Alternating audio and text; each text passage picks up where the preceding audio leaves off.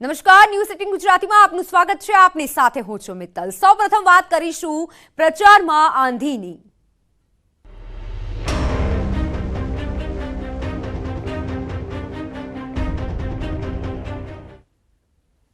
તો આજે Bhajap carpet bombing પ્રચાર પાર્ટ 2 કરશે. બીજા તબક્કા માટે આ પ્રચાર કરવામાં આવશે અને ભાજપનો આ કાર્પેટ બોમ્બિંગ પ્રચાર પાર્ટ 2 કે જેની શરૂઆત થઈ ચૂકી છે. બીજા તબક્કા માટે ભાજપનો આજે પ્રચાર છે તેની શરૂઆત કરવામાં આવી છે. અમિત શાહ, જેપી નડ્ડા પણ ઉપસ્થિત રહેશે. આ પ્રચારની વાત કરીએ તો સીએમ ભૂપેન્દ્ર પટેલ પણ ઉપસ્થિત રહેવાના છે. બીજા તબક્કા માટે પ્રચારના આ ભાગરૂપે જે મોટો પ્રચાર કરવામાં આવનાર છે, 93 બેઠકો છે, 27 દિગ્ગજો ઉતરશે મેદાને, 75 સ્થળે સભાઓ ગજવવામાં આવશે. તો એક જ દિવસમાં 93 બેઠકો માટે કાર્પેટ બોમ્બિંગ પ્રચાર કરવામાં આવશે. 2022ની ચૂંટણીમાં ભાજપનો પ્લાનિંગ સાથે પ્રચાર. 15 કેન્દ્રીય નેતાઓ રહેશે ઉપસ્થિત, જ્યારે 12 રાજ્યના નેતા સભાઓ ગજવશે. આજે 27 નેતાઓનો પ્રચાર. કાલથી 2 દિવસ પીએમ પ્રચાર કરશે. અમિત શાહ, જેપી નડ્ડા, દેવેન્દ્ર ફડણવીસ પણ જોડાશે. સીએમ ભૂપેન્દ્ર પટેલ, મનસુખ માંડવિયા, પરસોત્તમ રૂપાલા 18મીએ પ્રથમ તબક્કા માટે પ્રચાર કર્યો હતો તેઓએ, અને આ સાથે હવે આ મોટો પ્રચાર કરવામાં આવશે.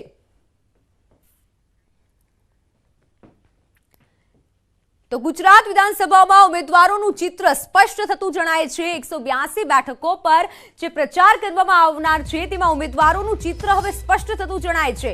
મહત્વનું છે કે ગુજરાત વિધાનસભાની ચૂંટણી કે જેમાં ઉમેદવારોની જો વાત કરવામાં આવે તો 182 બેઠક પર 1621 ઉમેદવારો વચ્ચે ખરાખરીનો જંગ છે. પ્રથમ તબક્કાની 89 બેઠકો માટે 788 ઉમેદવારો મેદાને છે. તો બીજા તબક્કાની 93 બેઠક પર 833 ઉમેદવારો વચ્ચે જંગ છે. પ્રથમ તબક્કાની લિંબાયત બેઠક પર સૌથી વધુ 44 મુરતિયા મેદાને છે. બીજા તબક્કાની વાત કરીએ તો બીજા તબક્કામાં બાપુનગરમાં 29 ઉમેદવારોએ જંપ લાવ્યું છે.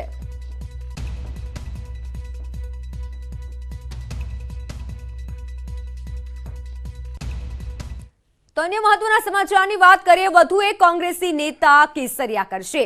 દહેગામની વાત કરીએ તો દહેગામમાં વધુ એક કોંગ્રેસી નેતા કેસરિયા કરવા જઈ રહ્યા છે. જી હા, ચૂંટણી નજીક છે તેમ વાત કરીએ પક્ષ બદલવાની, તો વધુ એક કોંગ્રેસી નેતા કેસરિયા કરવા જઈ રહ્યા છે. ધારાસભ્ય કામિનીબા આજે ભાજપમાં જોડાઈ શકે છે. કામિનીબાની વાત કરીએ તો કામિનીબાએ ટિકિટ વહેંચણી મુદ્દે નાણાંની માંગ અંગેના જે આક્ષેપ કર્યા હતા, કોંગ્રેસ પાર્ટી સામે આક્ષેપ કર્યા છે. જ્યારે કોંગ્રેસને આક્ષેપ બાદ કામિનીબાએ અપક્ષમાં ઉમેદવારી કરી હતી અને હવે તેઓ ભાજપમાં જોડાઈ શકે છે.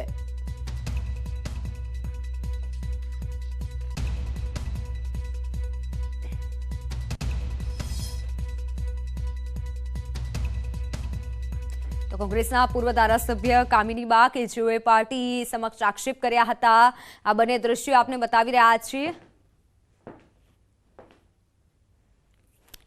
તો એક તરફ ગુજરાતમાં ઠંડીનો ચમકારો જોવા મળી રહ્યો છે, તો બીજી તરફ ગુજરાતમાં જ રાજકારણમાં ગરમાવો જોવા મળી રહ્યો છે. હવે શિયાળાની શરૂઆત થઈ ચૂકી છે અને બીજી તરફ રાજકારણમાં ગરમાવો આવ્યો છે.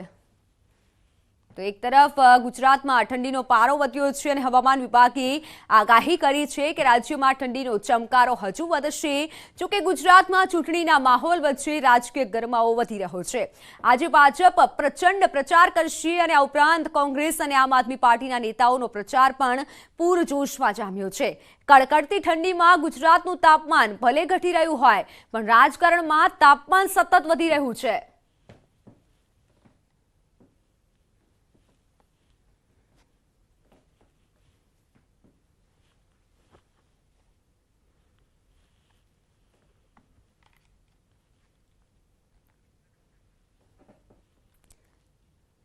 અને સમાચારની વાત કરીએ તો નાંદોદ બેઠક પર ખેલાશે ત્રિપાંખીયો જંગ.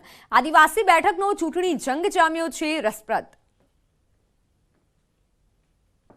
વિધાનસભાની ચૂંટણીમાં નર્મદાની નાંદોદ બેઠક પર રાજકારણ ગરમાયું. ભાજપ કોંગ્રેસની સાથે મજબૂત અપક્ષ ઉમેદવાર મેદાનમાં ઉતરતા નાંદોદ બેઠક પર ત્રિપાંખીયો જંગ ખેલાઈ રહ્યો છે. ભાજપે આ વખતે દર્શનાબેન દેશમુખને મેદાનમાં ઉતાર્યા છે.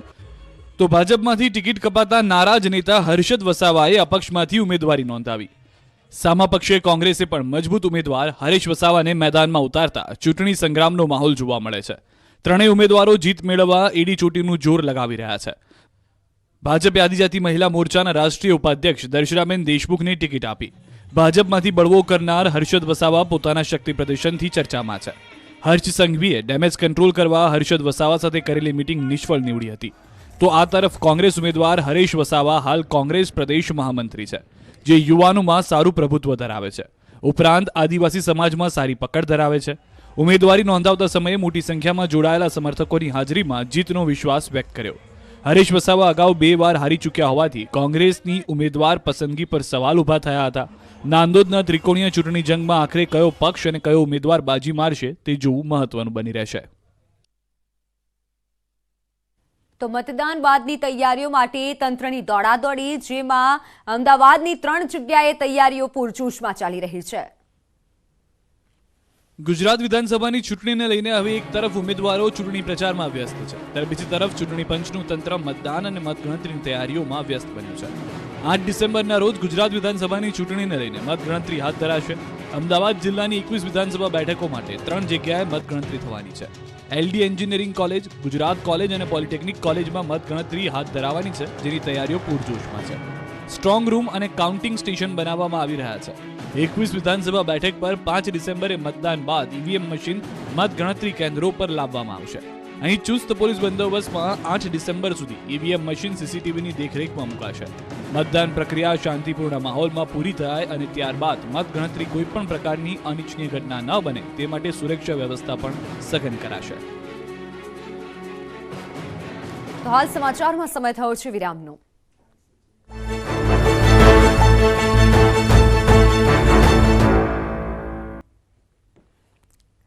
Welcome back. આમ આદમી પાર્ટીના સંયોજક અને દિલ્હીના મુખ્યમંત્રી અરવિંદ કેજરીવાલ સાથે ન્યૂઝ 18 ગુજરાતીએ ખાસ વાતચીત કરી. કેજરીવાલે રેવડીના આક્ષેપો પર ખુલાસો તો કર્યો, સાથોસાથ ચૂંટણી પરિણામમાં પહેલી વખત આપનો ટાર્ગેટ જાહેર કર્યો. ગુજરાત વિધાનસભાની ચૂંટણી અને ત્રિપાંખીયો જંગ છે તે જામવાનો છે. તમામ નેતાઓ છે રાજકીય તે ગુજરાતની મુલાકાતે છે. આજે ગુજરાતની મુલાકાતે છે આમ આદમી પાર્ટીના રાષ્ટ્રીય संयोजक અને દિલ્હીના મુખ્યમंत्री अरविंद केजरीवाल. सर, न्यूज़ 18 गुजराती में आपका स्वागत है. बहुत अच्छा, थैंक यू. सर, पहला क्वेश्चन कि दिल्ली से ज़्यादा गुजरात क्यों महत्वपूर्ण बन गया है, और गुजराती भाषा भी सीख गए आप तो? नहीं, दोनों इम्पोर्टेंट है हमारे लिए. एमसीडी भी इम्पोर्टेंट है और गुजरात भी इम्पोर्टेंट है. कुछ समय उधर, कुछ समय इधर. और मैं आज आपके चैनल के माध्यम से खासकर गुजरात के युवाओं को अपील करना चाहता हूँ कि आपके भविष्य का सवाल है. आप इतनी तैयारी करके पेपर देने जाते हैं, कभी पुलिस की भर्ती का पेपर, कभी तलाटी की भर्ती का पेपर, कभी कोई, सारे पेपर फूट जाते हैं. पेपर फूटते नहीं हैं, पेपर बेचे जाते हैं. हर पेपर फूटने के पीछे, बेचने के पीछे कोई बड़ा नेता शामिल होता है. आज तक कोई नेता जेल नहीं गया. मैं आपको गारंटी देता हूँ, दिल्ली में हमारी 7 साल से सरकार है, एक भी पेपर नहीं फूटा. पंजाब में अभी हमारी सरकार बनी, 14, 15, 16 अक्टूबर को पुलिस भर्ती के पेपर हुए, एक भी पेपर नहीं फूटा, क्योंकि हम ईमानदार लोग हैं. जितने अगर आपने बीजेपी को दोबारा वोट दिया, अगले सब पेपर फिर से फूटेंगे. इसीलिए आम आदमी पार्टी को वोट दीजिए. मैं आपको गारंटी देता हूँ, एक भी पेपर नहीं फूटने दूंगा. और जितने पुराने पेपर फूटे, सारे केस रीओपन करके सबको 10-10 साल के लिए जेल भेजेंगे. नंबर 1.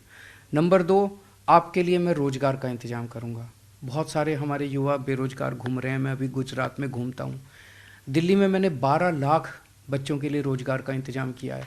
आपके लिए भी रोज़गार का इंतज़ाम करूँगा. और जब तक रोज़गार नहीं मिलता, आपको बेरोजगारी भत्ता बेरोजगार बच्चों को दिया जाएगा, 3-3 हज़ार रुपये महीना. तो युवाओं की पार्टी है आम आदमी पार्टी. युवाओं को साथ लेके गुजरात का एक नया भविष्य बनाएंगे. जितनी महिलाएं सुन रही है अभी ये कार्यक्रम, आप महंगाई से बहुत परेशान है ना, आपकी महंगाई दूर करने के लिए आपका बिजली बिल जीरो करेंगे, आपकी बिजली माफ़ करेंगे. दिल्ली में लोगों का बिजली का बिल जीरो आता है. पंजाब में भी अब लोगों का बिजली का बिल जीरो आता है. गुजरात में 1 मार्च के बाद से आपका बिजली का बिल जीरो आया करेगा. और हर महिला के अकाउंट में, 18 साल से ऊपर की हर महिला के अकाउंट में हर महीने 1000-1000 रुपये डालेंगे, जिससे कि वो महंगाई से वो कर सकें. बीजेपी तो कहती है कि ये रेवड़ी है. रेवड़ी तो वो भी बांटते हैं, रेवड़ी हम भी बांटते हैं. हम जनता को रेवड़ी देते हैं. मैं युवाओं को बेरोजगारी भत्ता देता हूँ, उनका बिजली बिल माफ़ करता हूँ लोगों का, महिलाओं को देता हूँ, परिवार को फ्री शिक्षा देता हूँ बच्चों को, उनका इलाज फ्री कराता हूँ। वो लोग बीजेपी वाले क्या करते हैं, अमीर लोगों के लोन माफ़ करते हैं, कर्जे माफ़ करते हैं। किसी का 10,000 करोड़ का कर्जा माफ़ कर दिया, किसी का 20,000 करोड़ का कर्जा माफ़ कर दिया। वो उनको रेवड़ी देते हैं। रेवड़ी तो सारे बांटते हैं, हम जनता को रेवड़ी बांटते हैं, वो अरबपति लोगों को रेवड़ी बांटते हैं। सर, आपने हर बार ऐसा कहा है कि राजनीति करने के लिए नहीं, राजनीति बदलने के लिए आए हैं। क्या बदलाव चाहते हैं? हम बदलाव ये चाहते हैं कि जनता के मुद्दों पे राजनीति होनी चाहिए। अभी जो भी आप देखोगे गाली गलौज की राजनीति है, ये मुझे नहीं आती। भाजपा ने आपके खिलाफ ये बोला, आपको क्या कहना है, उसने उसको गाली दी, उसने उसको गाली दी। जनता टीवी देखती है, यार ये मेरी तो बात ही नहीं कर रहे। आज जनता महंगाई से इतनी ज़्यादा परेशान है, इसीलिए लोग हमारे साथ जुड़ रहे हैं। जब मैं कहता हूँ मैं आपकी बिजली मुफ्त कर दूंगा, तो लोगों को लगता है एक आदमी तो है जो हमारी बात कर रहा है। मैं कहता हूँ मैं आपके बच्चों के लिए स्कूल बनाऊंगा, लोगों को लगता है यार एक आदमी तो है जो हमारी बात कर रहा है, हमारे बच्चों की बात कर रहा है। कोई पार्टी स्कूल की बात नहीं करती, कोई पार्टी शिक्षा की बात नहीं करती, अस्पताल की बात नहीं करती, दवाइयों की बात नहीं करती, सड़कों की बात नहीं करती। सारे केवल 24 घंटे राजनीति में लू, गंदगी, ये वो, लांछन, आरोप प्रत्यारोप, तर्क कुतर्क, इससे तो देश का भला नहीं होता। सर, आपने कहा कि दिल्ली मॉडल लाएंगे। दिल्ली मॉडल, आम आदमी पार्टी मॉडल। आम आदमी पार्टी मॉडल क्या है? आम आदमी पार्टी मॉडल के जो गुजरात स्वीकार करेगी। स्वीकार कर लिया गुजरात ने। इतना प्यार दे रहे हैं लोग मुझे भाई बोलते हैं, सब ने मुझे अपने परिवार का हिस्सा बना लिया। तो आम आदमी पार्टी का मॉडल है, सबको अच्छी शिक्षा देंगे, सब बच्चों को। वो मेरे भी बच्चे हैं, जिसके गुजरात के हर परिवार के बच्चे मेरे बच्चे हैं। दिल्ली में मैंने शानदार स्कूल बनाए हैं, बच्चों को अच्छी शिक्षा दी और फ्री शिक्षा देते हैं सबके लिए, और यूनिफॉर्म भी फ्री, किताबें भी फ्री, शिक्षा भी फ्री, और बहुत अच्छी शिक्षा देते हैं। बच्चे अब गरीबों के बच्चे, रिक्शे वाले का बच्चा, मजदूर का बच्चा डॉक्टर बन रहे हैं, इंजीनियर बन रहे हैं, वो गुजरात में भी करेंगे। दिल्ली में हमने सबका इलाज मुफ्त कर दिया, शानदार हॉस्पिटल बनाए, मोहल्ला क्लिनिक बनाए। तो अगर 5 रुपये की गोली है वो भी फ्री है, और लोगों का पूरा 15 लाख 20 लाख का इलाज है वो भी फ्री है। गुजरात में भी करेंगे, सबका इलाज मुफ्त कर देंगे। आपको चिंता करने की जरूरत नहीं है अगर आपके घर में कोई बीमार हो। बिजली 24 घंटे की मुफ्त कर दी बिजली, बच्चों के लिए रोजगार का इंतजाम किया। तो ये सारी चीज़ें मैं वहाँ पे तीर्थ यात्रा पे भेजता हूँ। दिल्ली के लोगों को मैं अयोध्या रामचंद्र जी के दर्शन कराने के लिए भेजता हूँ। गुजरात के लोगों को भी मैं फ्री में तीर्थ यात्रा, आना जाना, खाना पीना सब मुफ्त होता है। आपको रामचंद्र जी के दर्शन करा के लाएंगे सब लोगों को। बीजेपी भी वो कहती है कि सर शिक्षा फ्री है, आरोग्य सुविधा फ्री है। आपने देखी फ्री शिक्षा का क्या हाल है, गुजरात के स्कूलों का क्या हाल है। कोई अपने बच्चों को सरकारी स्कूल भेजना चाहता है यहाँ पे गुजरात में? कोई नहीं भेजना चाहता। वो प्राइवेट स्कूलों ने इतनी गुंडागर्दी की हुई है, इतनी फीस बढ़ा देते हैं, इतनी फीस बढ़ा देते हैं। दिल्ली में 7 साल से हमने किसी प्राइवेट स्कूल को फीस नहीं बढ़ाने दी। तो जो ये कहते हैं फ्री शिक्षा, कहाँ फ्री शिक्षा है? कोई अपने बच्चे को भेजना ही नहीं चाहता वहाँ पे। इवन गरीब आदमी भी अपने बच्चे को सरकारी स्कूल में नहीं भेजना चाहता। सर, पूरे गुजरात में घूमे हैं, अभी आप कैंपेन भी कर रहे हैं, क्या लगता है कितनी सीट आएगी? टारगेट आपने कुछ तो? आम आदमी पार्टी की सरकार बन रही है। मैं जैसे एक छोटा सा क्वेश्चन, उससे आपका जवाब मिल जाएगा। आज भाजपा को वोट देने से आपको क्या मिलेगा? कुछ नहीं मिलेगा। कांग्रेस को वोट देने से आपको क्या मिलेगा? कुछ नहीं मिलेगा।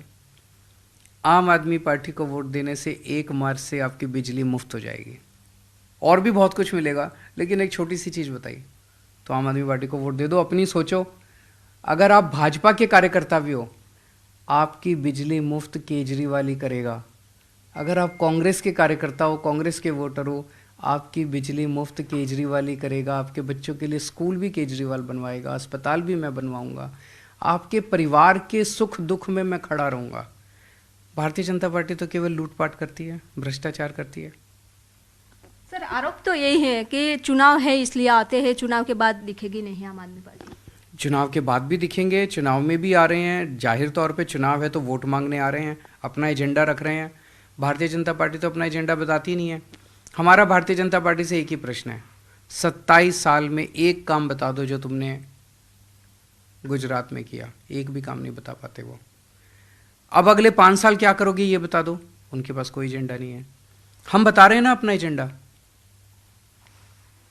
सर आज जो हम बात करते हैं ईसुदान भाई की कि उसने आपको एक चेहरा बनाया है, तो उसकी जो टिकट की बात थी तो हमारा जो नामांकन था उससे पहले ही उसको डिक्लेयर किया। पहले द्वारका का नाम चल रहा था, फिर खंभाड़िया का नाम चल रहा है।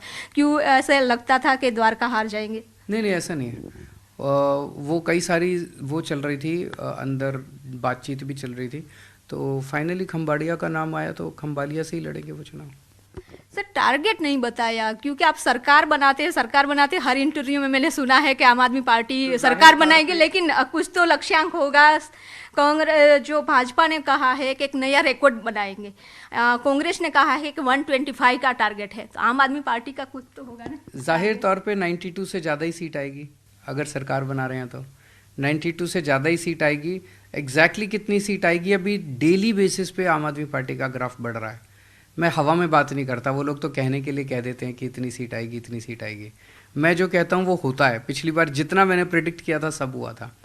तो आज भी भारतीय जनता पार्टी का वोट शेयर बहुत तेज़ी से गिर रहा है। 38% के नीचे भारतीय जनता पार्टी का वोट आएगा 38% के। पिछले 49% आया था, 38। तो कितनी सीटें उनकी कम होगी आप सोच सकते हैं। कांग्रेस की 5 से भी कम सीट आ रही हैं, और वो 5 भी जीतने के बाद बीजेपी में चले जाएंगे। तो मेरी सभी दर्शकों से उम्मीद है कि कांग्रेस को तो बिल्कुल वोट मत देना। सब लोग एक बार आम आदमी पार्टी को वोट दे के देखो, और कांग्रेस को वोट दे के अपना वोट खराब मत करना। सर गुजरात की मानते हैं कि आम आदमी की सरकार बनेगी, आप मान रहे हैं कि आम आदमी की सरकार बनेगी।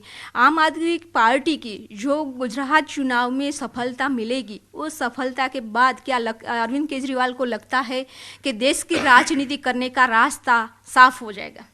नहीं, मेरा तो हमेशा मेरे सामने देश है, देश की तरक्की है, देश का विकास है। सत्ता हासिल करना मेरा मकसद नहीं है। मैं बार बार ये बोलता हूँ कि दूसरी पार्टी की सरकारें अच्छा काम करें, भ्रष्टाचार ना करें।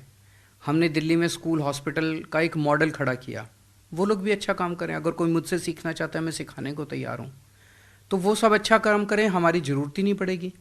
लेकिन अगर वो अच्छा काम नहीं करेंगे और जैसे 75 साल में लूटपाट कर रहे थे वैसे ही जारी रहेगा, तो जनता तो बुला के हमको कह रही है हमारे स्टेट में भी आओ, हमारे स्टेट में भी आओ।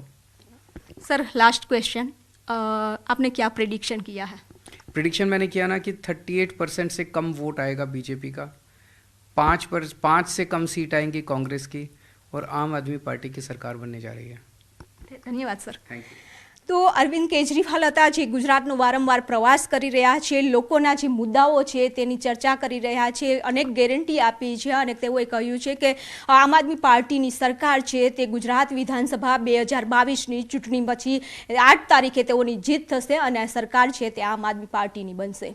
કેમેરામેન પ્રકાશ સાથે વિભુ પટેલ, ન્યૂઝ 18 ગુજરાતી, અમદાવાદ।